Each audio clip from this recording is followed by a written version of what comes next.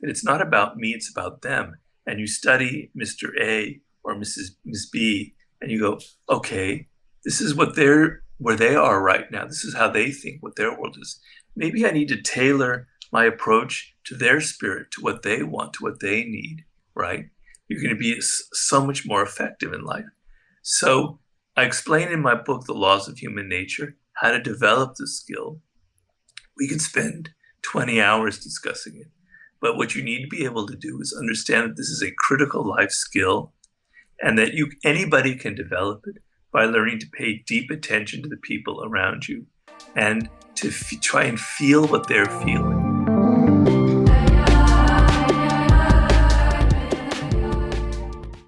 Well, first of all, thank you for coming on, Robert. I really appreciate it. And I see that you've gotten a lot better from your stroke. How are you handling that whole situation? Well, I'm handling as best I can. It's a drag. I thought it was about 2 years ago, and I thought I'd be a lot further than I am now. But I just got to be patient. I think eventually I should fully recover, but it's just taking way too long. That's all. But I'm alive. Yeah, thank God.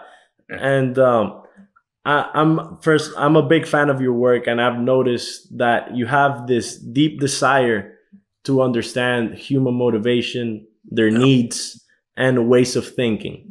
What initially sparked this curiosity of yours? Oh, I don't know. I mean, so I guess when I was very young, I always had the impression that people were rarely honest, that they wore a mask. Maybe there was something about my family or my upbringing where I thought you could never really figure out what people were thinking, and it kind of obsessed me. Of course, a lot of writers have that particular mindset where you really want to understand the psychology of the people around you. And I think as a child, I was maybe feeling a bit helpless, a bit weak. I didn't have this access to the thoughts of the people around me. And so I've always been somebody who thought there was power in the ability to try to figure out, to decipher what people were really thinking and not take their words at face value. So probably as a child it began, and it's been something that's obsessed me for my whole life. It's sort of the subject of all my books. Wow. And I read your book Mastery, and you mentioned that you've had around 80 different jobs before becoming an author. That's pretty crazy. And is there a specific reason to this? Like, why did you decide to stay in this apprenticeship stage that you mentioned for such a long time and in such diverse fields? Well, it wasn't a plan of mine. Let's put it that way. But I come from a fairly comfortable middle-class family, but my parents couldn't afford to send me to a very expensive college. So in college, I always had jobs. I always worked in restaurants, or I was a tour guide and things like that. And then when I left college, I wanted to be a writer, but I didn't know what kind of writing to do.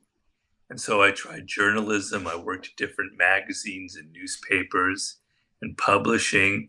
Nothing was quite right. So it was a journey. The 80 jobs come from a journey of trying to figure out what I was meant to do.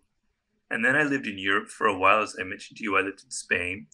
And I wandered around Europe, and I thought maybe I'll write a novel.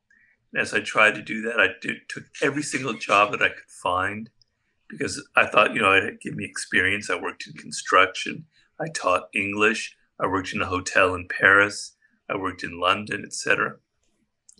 And still, nothing was quite clicking, And so then I came to Hollywood, Los Angeles, where I'm from. I tried working in the film business, different jobs here and there.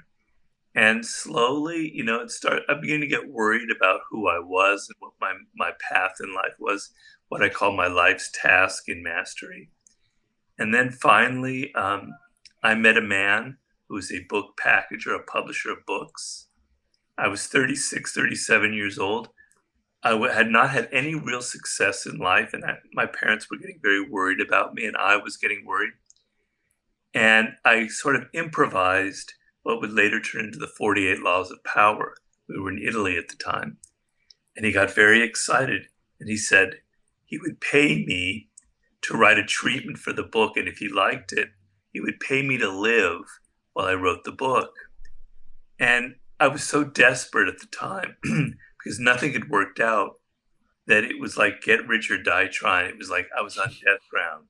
I either made this work or I would never make anything success. I wouldn't have any success in life. So all of my jobs in the end helped me immeasurably because they gave me all kinds of different experiences about power, about people's psychology, about what I liked and what I didn't like. It also helped me develop writing skills. So it wasn't by a plan that I did it, but in retrospect, it all made sense. It was all leading up to this moment where I met this man. And it was the opportunity of my life, and I made sure that I was going to exploit it to its fullest. So, would you say that you believe in fate, that this was meant to be, meeting this man? Well, I kind of do. I mean, I usually don't believe in woo-woo type things. Mm-hmm. I'm very practical. I'm very realist. I'm a student of Machiavelli.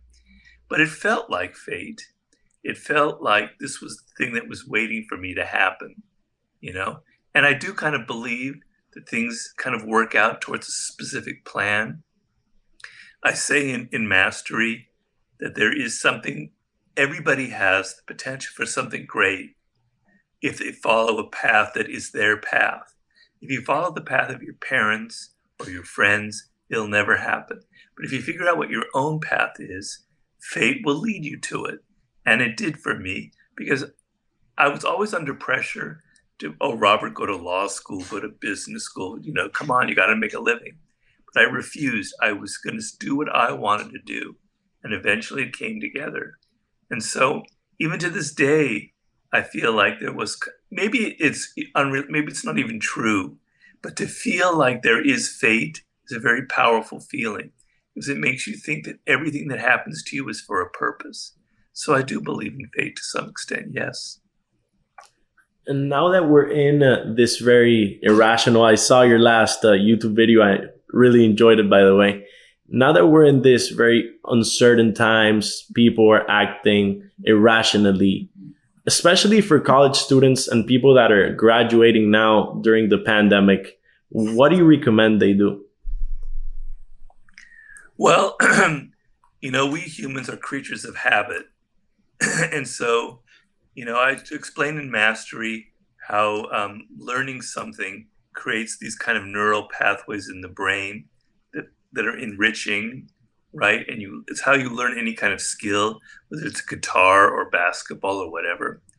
But the same thing can work negatively in your life. So if you develop bad habits, those pathways are being laid, those habits, that discipline, that lack of discipline. And what's happening now is people are very fearful, right? And for a reason, And if you're young, if you're 21 or 22 and you're just starting out in life and you're looking forward into the future, you're probably riddled with doubts and fears because you've lived through this. And if you're older, you maybe lived through the crash of '08 and you don't quite trust the world around you. And you don't quite trust that anything will quite work out for you. And this is very dangerous because we're living in a time of incredible opportunity. Businesses are being wiped out left, right, and center, right? Yeah. People in various industries, they're gone. And in this landscape, there'll be a lot of room, a lot of space for people to start new things, to start new businesses like you guys did with your podcast. But if you're riddled with all of these fears and anxieties about the world, you won't have the mental strength, the inner resolution to go out and take these opportunities. Instead, you will go, like I was under pressure, you go to law school, you go to business school, you grab something that isn't very powerful because it's not your path. So what I'm saying is be connected to reality, to where the world is going to be in 6 months or 8 months from now. COVID will hopefully be gone. They will have a vaccine. Things will settle back into where they were. The business world will rebound to some extent. And you have to be mentally in a position to exploit this and to be ready to try something different and to be open to challenges and to be open to failing and not be afraid. So if you get too fearful now, if you feel like you can't trust anything, if you feel like I better just grab whatever I can, you're going to be in a lot of trouble, because this is a world where things are changing very quickly. And your fears and your anxieties are going to make it so that you can't seize opportunities. So for instance, if I was back in the time when I was 36 and I met this man, and I was all afraid about, well, maybe it won't work out. Maybe I write a book and I spend a year and nothing happens. I better, hedge my bets. I better, instead of going all in on this job, I better maybe try something else, a few things. It would have never worked. It would have never happened. You have to have guts and a fearless approach in life. And so don't let this particular moment spoil your youthful energy and your belief in yourself. That would be my lesson. And it's a very important one. And you also mentioned that rationality can help guide us through these tough times, that somehow not separating ourselves from emotions, but trying to guide the emotions so that they help us in the ideas that we came up rationally, rather than just mindlessly following our emotions. Yes, I mean, neuroscientists, people who study the brain and brain diseases, noticed a very peculiar phenomenon. There was a brain disease where the emotional part of the brain suddenly wasn't working and people had no access to their emotions, kind of like Spock in Star Trek, if you know Star Trek. And they noticed that they were suddenly making the most irrational decisions. They couldn't focus on anything or buy a product or vote for a president or do anything, because they realized that emotions play an incredibly important part in our ability to make decisions and to act upon our decisions. So it's very simple. Emotions are very powerful and they're very important. It's what makes you get up in the morning. It gives you the drive to write a book, to start a business, to feel like there's injustice in the world and you have to protest against this injustice and change the world. If you lack that energy, that drive, that impetus, which comes from your emotions, you'll never get anywhere. But if you're completely driven by those emotions, if everything you do is out of anger and frustration and impatience and boredom, you won't be able to channel that energy, that animal energy, those emotions, to anything productive. So you need a balance. A balance is what you must have in life. And that balance comes from two things. First, you have to understand your own emotions. You have to be able to analyze them and go, why am I angry? Why am I upset? Why am I frustrated? Why am I bored? And not just act on them, on those emotions. And that ability to give yourself a little bit of distance will allow you to control that energy. And the other thing is, you need to have really solid discipline, right? You need to have incredible patience in this world. To get anything done, to build anything that lasts, you have to be able to go put up with hours of tedium. They talk about the 10,000 hours, right? And that's true, it's very true. But 10,000 hours are a lot. And of those 10,000 hours, maybe 5,000 are doing things that are very boring and routine oriented. If you're into computers, learning code isn't the sexiest thing in the world. So you have to be patient. And that patience means you have to be able to control your emotions and channel them into something exciting and powerful. So for instance, when I write a book, I'm extremely disciplined. I work very, very hard, but I also have a lot of anger or a lot of frustration that I put into my books because that's what gives them energy and makes them exciting and entertaining. So don't be afraid of bringing out your anger or your emotions, but be able to control them and channel them into something productive. That is the way to power, in my opinion. Wow. So you've written 6 best-selling books. What would you attribute this willpower and this patience? Would you attribute it to learning how to handle your emotions, or where do you get it from? Well, some of it might be genetic. My father He was a man who worked with his hands. Excuse me. He was very good with his hands, and he would build the most elaborate things in the house that took incredible amount of patience. So maybe there's a genetic component, but I'll tell you, when you're young, when you're a child, excuse me, Don't worry about it. when you're a child and you learn something for the first time that you're interested in, for me, it was like sports. I love sports. I've always loved sports, and I was never gifted athletically enough to make it in the NBA or as a professional baseball player, but I love sports. And I learned early on that by practicing, I could get really, really good at something. So it created a mindset in me that even though I'm 6 feet tall, I'm not tall enough for it. I'm not Kobe Bryant, but if I put my mind to it and I work really, really hard, I can get to an incredibly good level. And that gives you confidence, right? And then later on, I learned languages because I'm really into foreign languages. And studying languages after about a year, and you realize you're proficient in it, wow, that's great. So you learn the excitement, the rewards that come from applying yourself with discipline and resolve to one thing that in the beginning, it's a little bit tedious. You can't speak the language very well. You don't play basketball very well. But if you stay at it for a year or 2 years, you get really good. And then it becomes fun, and then it becomes more fun and more fun and more fun. And I find, and studies have backed this up, that if you never had that experience in childhood, if you never learned the great rewards that come from being patient and developing a skill, it's very difficult in life to suddenly learn that when you're in your 20s. So it's very important to have developed that early on. And I remember when I did the book Mastery, I had I interviewed several people for that book, and one of them was a man named Cesar Rodriguez, who was the last decorated Air Force fighter pilot in the U.S. Air Force. He flew in the 91 Iraq War. And he told me he's this guy, he's pretty short, he's about 5'8".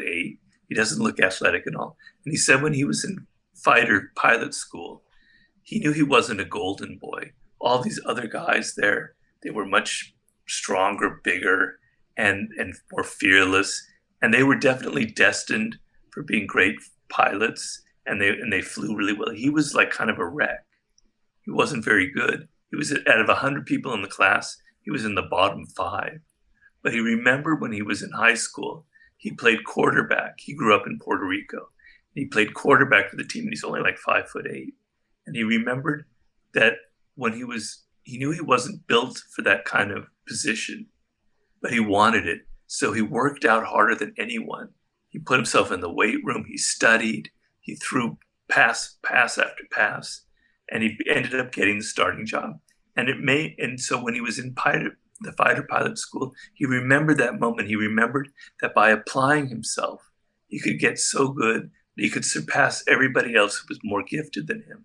And that's what he did. He spent hours and hours on the simulator, the pilot simulator, and he turned himself into being like number 2 in the class, because he could remember what would happen if you apply yourself. So that is, I think, something you have to develop, hopefully before you reach your 20s. It's very critical that learning something is fun, that there are great rewards from it. Also, I feel that they need the motivation of the life task. And a lot of people don't really know what their life task is. Would you mind guiding us through how you always knew that you wanted to be a writer? What's your life task? Or for someone that doesn't know, what do you recommend? Well, probably when I was about 8 years old, I was reading a lot of books.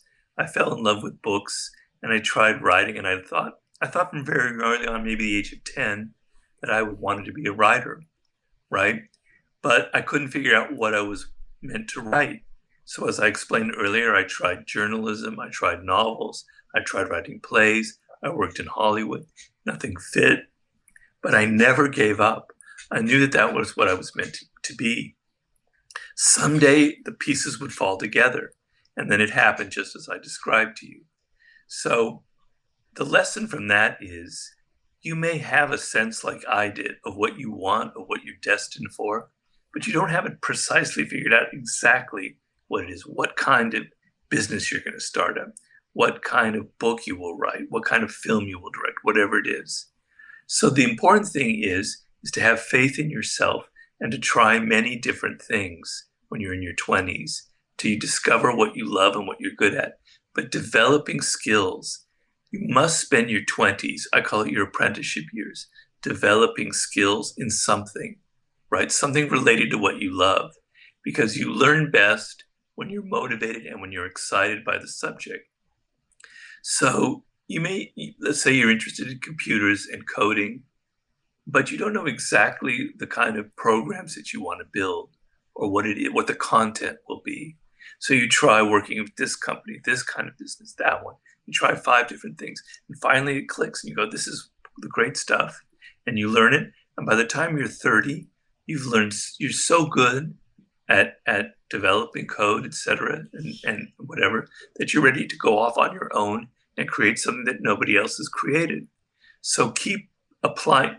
Don't lose faith, and try as many different ways within this parameter of writing or music or the arts. Try as many different things until you hit upon what you love and what fits. Now, there are people out there who have no idea. They don't know whether it's music or science or the arts or sports or whatever. And that's the worst position of all. It's very difficult. And I know that because a lot of people come to me for advice.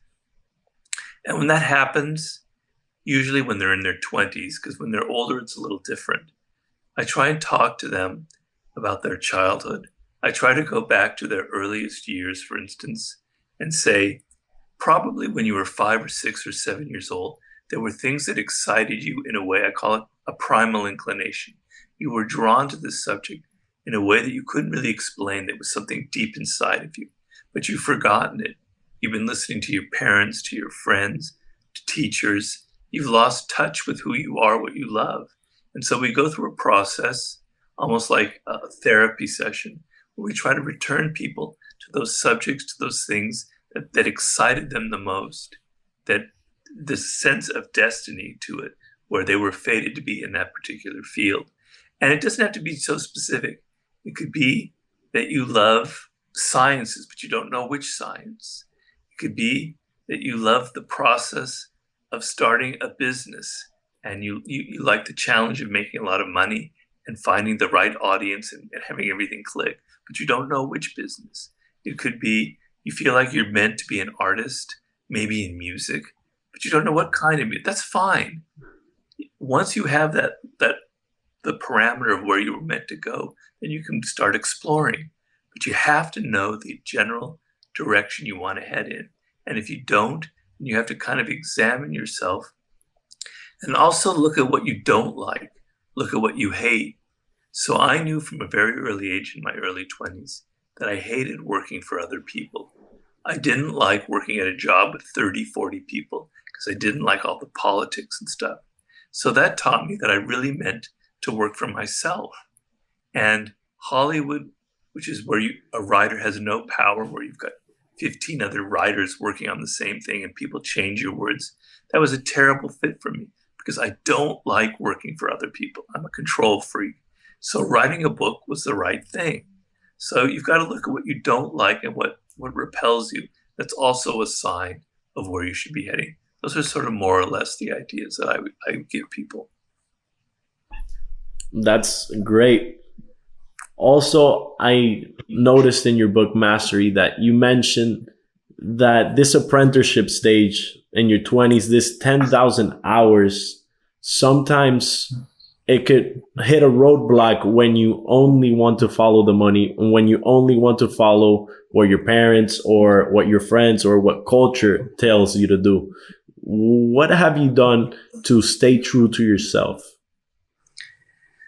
Well, you have to have a degree of self-belief, and you have to feel like once you've figured it out, that anybody that tries to push you off your path is like your enemy.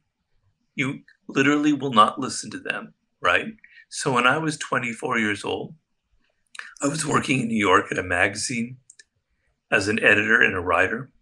I wrote an article, and I remember I'd had lunch with my boss who took me to a restaurant, and he drank his like third martini during lunch, and he said, "Robert, you're never going to be a writer. You're not disciplined. You don't have what it takes to be a good writer. I suggest going to law school or going to business school. Give it up because it's not what you were meant to do."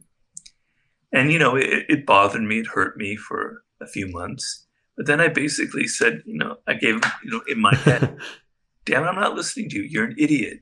You're drinking because you don't know what you're talking about, because you are somebody who wanted to be a writer, and you're envious of me. So I was angry, and that anger fueled me to not give up. So people are constantly going to be doubting you. Your parents are going to be wanting you to follow a path where there's more money, more money involved, where it's more secure and more stable. Your friends are going to be doing different things, and they're going to be saying, "Oh, come on, Antonio, that's the wrong thing for you to do. Why start a podcast? That's ridiculous. That'll never work." They're going to try and persuade you. You'll be reading things in the newspaper or online. They're telling you this isn't the moment to start something. All the doubters are going to be flooding you, hitting you left, right, and center. And what separates people who have success are that those who don't have success give up. They listen to the doubters. They listen to other people. They lose contact with their soul, with what makes them different, with what makes them unique. They start watering down their own goals and ambitions. Everybody wants to succeed in life. Everybody's ambitious. But if you follow the path that 1,000 other people are following, like going to law school or business school or whatever, that field is crowded with all sorts of other people trying to do the same thing. But if you follow what you were meant to do, what attracts you, you'll find places that no one is there. You have it all to yourself. So I decided to write books. And I wrote books about strategy and power with a very kind of Machiavellian, almost sort of like a dark side look at the dark side of human nature. Nobody else was doing it. And people were doubting me. People were saying, "You shouldn't write a book like that." But I knew it was right. And I knew by fitting into that niche, there wouldn't be anybody else. There would be no competition. So it all comes back down to your level of self-belief and your confidence. Once you've figured out what you want to do and you have an idea and you're out there exploring and you're having fun, don't listen to the other people. Of course, sometimes you have to listen because you could be arrogant and you have to know when to take advice. But people who are doubting you, who are trying to fill you with fear and anxiety, you need to develop the ability to shut them up and to even get angry at them. So, very good advice, Robert. And I want to dive a little bit deeper into the darker side. As you climb the ladder for success, as you're following your life task, or what I would call purpose, it's obviously gets a bit harder if you start drawing too much attention, if you start getting people envious. So how can we be cautious of other people's envy? Well, when you're young, what matters is not getting attention, is not trying to get everybody to look at you and to show how wonderful you are. So you got to get out over that, because it's very difficult, because we now live in a time of social media where we think the only thing that matters is attention. How many people are following us on Instagram? How many people are following us on Twitter, etc.? That is not important. That is completely irrelevant. Drop that interest of yours completely out the wall, because it's going to hurt you in the end. What matters in your 20s is developing skill, right? Is learning things and then combining all of the skills you have learned with your own unique ideas, and then wowing the world when you're 30 years old with whatever your business idea is. So you have to learn to control down your need, your desire for getting attention. So if you start a job and you're 23 years old and you're learning the ropes at some office or whatever, your task is not to get everybody's attention, because then you'll stir up a lot of envy, and people will think, what is this kid who's just out of college? Why has he got such an ego, etc.? You'll look bad. You need to you mute your colors. You need to learn to fit into the culture. You need to learn to observe who the power structures, why this person is succeeding, why that person is failing. And you need to learn skills and develop things that are going to make you incredibly necessary and important in that job. So your job, let's say you're 23 and you take a job that isn't really what you love in life. Your task isn't to stay there 2 or 3 years. You're using that as a means for developing some kind of skill. Even working at McDonald's flipping burgers, you're going to be learning something. Everything is an opportunity to learn. What are you learning there if you're working in a restaurant like I did? Was about people, how to please people, what they hate, what they don't like, who are the bad types out there, who are the people come in with an attitude. How do you learn people's psychology, right? Every job has an opportunity for learning. So your job, you are hungry for knowledge, you are hungry for skills, you're not hungry for attention. And if you do play the game right, when you're 30 or 28 or 32, you'll make something and you'll get more attention than you'll even want. Things will work out for you brilliantly. But you need to be able to control that desire early on because it'll get you in a lot of trouble.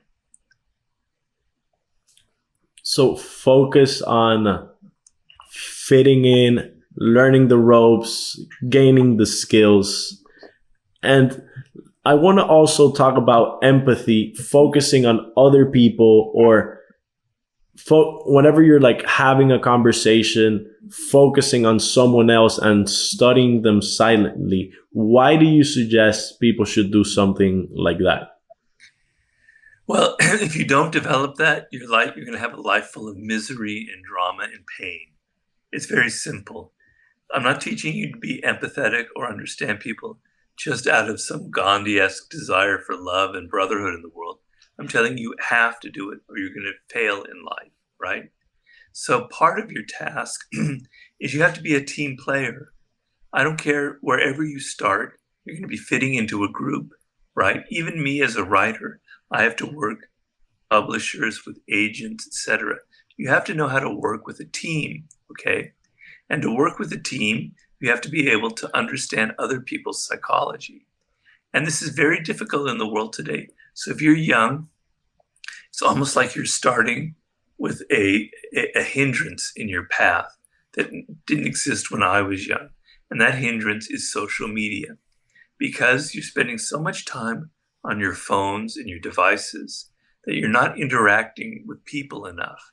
You're not learning the social skills, the ability to look somebody in the eye and figure out what are they thinking? What is their body language? What are the emotions I can read on their face? Because you're continually distracted and you're continually thinking about yourself. And as you go on and on and on, like you develop this blind spot where you can be great at code, you can be great at writing, but you can't see people and you can't understand what they're thinking. And you say stupid things and they offend you. You do things that make people hate you. And then you create all of your own, barriers in life. You're creating them because you don't understand how to deal and work with people. So the thing is, you have to learn that one of the skills you're developing, if we're talking about learning skills, is not just learning how to do code or learning how to write or learning about business. It's also learning about people, about politics, about egos, about people's psychology, about how to persuade people of what's in their self-interest, what's their spirit, right? So let's say you're starting a business, that's your goal in life, but you need funding, you don't have the money for it. And you've chosen like 5 or 6 people that you're going to try and hit up to give you seed money for your startup, right? And you think, well, this is a great idea. I know that people are going to love it. I'm just going to tell them why it's such a great idea. And then you try and each time you get failure, nobody listens to you. You don't get any money. It's because you're looking at it through your eyes of what you want, what's great for you. But other people have different viewpoints from you, different perspectives. They have their own self-interest. And maybe you're not aligning with their self-interest. So if you understood before that it's not about me, it's about them, and you study Mr. A or Miss B, and you go, okay, this is what their where they are right now. This is how they think, what their world is. Maybe I need to tailor my approach to their spirit, to what they want, to what they need, right? You're going to be so much more effective in life. So I explain in my book, The Laws of Human Nature, how to develop the skill. We can spend 20 hours discussing it. But what you need to be able to do is understand that this is a critical life skill and that anybody can develop it by learning to pay deep attention to the people around you and to try and feel what they're feeling. I can't know Antonio's thoughts. I can never read your mind. You're not me. But I can read your eyes. I can read your excitement. I can read your smiles. They don't lie. They tell me something very important. I can also read your actions. If you're late for meetings, if you don't return my messages, if you've got a bit of an attitude, these are all signs. You need to pay deep attention to the signs that people give out that reveal what's going on behind their mask. That's as much a skill you need to develop as any of the skills that are important in life. And I do a lot of consulting. I deal with people, for instance, athletes, people who are professional players and coaches, etc. And they have a problem where they don't understand how to work as a team. They don't understand the different psychologies of people because they're always used to thinking about themselves and their own skills. And they have tremendous problems in life.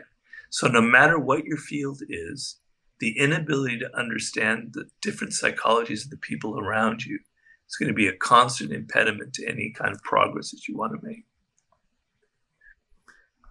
Understanding people, working in a team.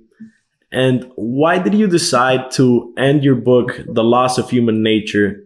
You begin studying people's psychology, how to see behind the mask, and then you end with death and keeping death pretty eminent in your life. Why is that? Well, we can all disagree about things. We can be Republican, Democrat. We can love Spain or hate Spain. We can like this soccer team or football team, not that one. Endlessly arguing, but there's one thing we can never argue about: death. That's the end of everything, of every single human. Okay, nobody escapes that. It's the one reality we can't escape. And your relationship to death, to your own mortality, is going to tell a lot about who you are, about your character, and about how far you will go in life. And it's hard to realize when you're young. But if you're unconsciously, because we're never aware of it, if you're unconsciously afraid of death, and who isn't, obviously, if you're not aware of your own fear of this, all kinds of anxieties start to rise up in you and you're not even aware of. So you might be afraid of starting that business and think that it's because you've read this thing or your parents are telling you that, or it's not the right time. But in truth, a lot of your fear stems from the fact that you can't deal with your own mortality. You can't deal with the fact that someday, and it can happen any day, you are going to die. It's all over, right? And so you need to come to terms with this. It's going to define you in life. And I knew this very much because I wrote a book with 50 Cent, the rapper, called The 50th Law. And it's a book about fearlessness and the power of being fearless in life. And the reason I decided to do the book on fearlessness, I spent a lot of time with 50. I decided that the root of his power was that he was not afraid. And I don't mean afraid like a thug on the street corners where he doesn't afraid of violence. I mean someone who's not afraid of failing. He's not afraid of offending people. He's not afraid of taking risks. He's not afraid of being alone. And why? Well, 50 was shot 9 times, like this far away from his face. Bullets went right through there. He still has a bit of a bullet lodged in one of his teeth. He came this close to dying. And after that, what is he afraid of? He has nothing to be afraid of. He's already experienced death. So why should I be afraid of record executives and all these piddly little white guys in offices making all these decisions? I'm not afraid, damn it. I'm 50 Cent. I'm going to go out and make my own record on my own without a label, hitting the streets, because I'm not afraid of anything anymore. And that comes from overcoming your fear of death, your fear of mortality. And so, I talk in my war book. I have a book on strategy, kind of my version of Sun Tzu's The Art of War. And in chapter 4, Law 4, I talk about the death ground strategy. And basically, what that means is, from Sun Tzu, you put an army in a position where it's either beat the enemy or die. Their back is to a mountain, their back is to the ocean. If you don't win, you're going to drown, you're going to be slaughtered. That army fights twice, three times harder than another army because they're so motivated. So if you feel like you're on death ground and you feel desperate and you feel like it's either succeed or die, get rich or die trying, you're going to work that much harder. So how do you put yourself on death ground? You know that you're 22, 23 years old. You could die when you're 30. You could get the coronavirus. You may not die, but it may affect you internally and cause all kinds of problems. And then you may not have the energy or ability to get what you want. Anything can happen to you tomorrow. You are going to die. And knowledge makes you feel energy and urgency. I better get this done. Now, 2 years ago, I came this close to dying myself, like 50. I had a stroke. I was in a coma. If my wife wasn't in the car and she didn't call 911, I was driving. I wouldn't have made it, right? I wouldn't be here talking to you. Okay. And now I'm writing a book that's very important to me, that's related to death itself, a book on what I call the sublime. And I know that I could be dead tomorrow because I had a stroke and because there's the coronavirus out there. I am so goddamn motivated to write my book now because I know I may not have the chance. That's the power of feeling a sense of urgency and feeling that you don't have 40 or 50 years ahead of you, could end tomorrow. You better try now to realize your dreams. So if you want to start a business, don't wait until you're 40 years old to do it and you think everything is ready. Start it earlier. Earlier the better, because you want to have time to realize your dreams. Have a sense of urgency and desperation to get things done. It's an incredible motivating factor. Wow, so the sublime is going to be about death. And I posted in Reddit, in one of the Reddit, the 48 Laws of Power, if there was people that wanted to ask you anything specific. And a lot of them said, when is the sublime coming out? We want to know. Is there a hint of when it might come out? Well, I think really at the earliest 2023, I know that sounds a long way away, and it might be 2024. The reason is I've just started writing chapter 1 about a week ago. I've finished the research. It's not as big a book as The Laws of Human Nature. But on the other hand, I can't type because my left hand is still very weak. So it's going to take me longer. I have to handwrite my chapters. Then I have to dictate them through voice dictation to the computer. And then I have to edit somehow on there. It's going to be harder for me. I have these barriers. So I'm motivated. I'm working hard. If I can get it out by 2023, that would be great. That's what my publisher wants. I think that's the earliest. But it's going to be a really weird book. I'm going to say it's kind of like it'd be like the equivalent of drinking a whole bunch of tequila or taking drugs, because I'm going to be messing with your mind. I'm going to be messing with how you look at reality and the world around you, trying to spark some awe, some sense of mystery, some sense of power about how incredible it is to be alive and how exciting it is, and don't take anything for granted. And I'm going to be insinuating that into all the minds of my readers and kind of change to make you not feel so blasé about the life that you're leading. The first time that somebody recommended the 48 Laws of Power to me, he's a Freemason. He's a lot older than me in Madrid. He's like 35. And he's like, okay, I'm going to recommend to you this book, but watch out because it's going to mess with your mind. That's great. That's great. So you read the 48 Leyes del Poder? Yes, I've read 48 Laws, Mastery, and But then you read I'm it just in Spanish? no in English. Oh, okay. Yeah. Well, I write books not just to make. Obviously, I want to make money, but that's not my main motivation. And I don't write books just for the heck of it, just to get out my thoughts. I write books to change people, for power.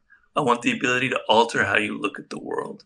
I want to seduce you into thinking a different way of looking at the world around you and the people around you. So I very consciously craft my books with a strategic purpose of altering your way of thinking from the inside out. And it's not evil and it's not dastardly. I'm changing it in a way I think that will help you. But I'm very aware of this ability that it's going to mess a little bit with how you think. And if you don't want that, then don't read my books. It's okay. No, it's definitely great. It gets your mind going. And I love how. Why did you decide to have your books very story driven? I love that way of writing. Why did you decide that? Well, a lot of that comes from my my background in trying to write a novel and working in Hollywood, where I love literature and I love stories and I love reading biographies and reading about the drama of individuals like Napoleon, etc. And I know that when you have an idea, if you express just your ideas, it can be a little boring and abstract. That's an interesting idea, Robert, but I don't know how it applies to my life. And also, there's a little bit of distance when you just tell your ideas. When you start with a story, it's like you're a child when you're reading it. You're back in the position of being a child. Have somebody reading to you a story. They're telling you the story of a fairy tale, of something that happened that's incredible. And it makes you relax. And it lowers your resistance. And you're open to following that story that someone is leading you on. Because you know at the end, I will be giving you a lesson from it. And so you have to entertain people. You can't bore them with your own ideas. You have to be thinking of your audience. You have to be thinking of what they want. You have to know that people want entertainment. They want to be taken out of their own lives and directed into something interesting that's not having to do with, also a lot of people have learned to be kind of bored and put off by just things that are intellectual, philosophical. And so stories are the best way. If you're giving a talk of any kind, it's always best, and people have demonstrated this, to begin with a story. It relaxes people. It puts their minds at ease. It makes them want to follow you. It puts them under a spell. You are leading them to points A, B, and C, and D, and they're listening and they're following you. You have power over them. And that story has to be entertaining. It can't just be the story of Napoleon, because Napoleon was a general who fought these battles. And if I read a book, those battles are kind of boring. But if you make it so it's human, that the stories relate to people's life, if you create the drama, then people are drawn in no matter who it is. So I've always been story oriented because I want people to be excited first by my books and not kind of go, oh, God, I don't want to read this, blah, blah, blah.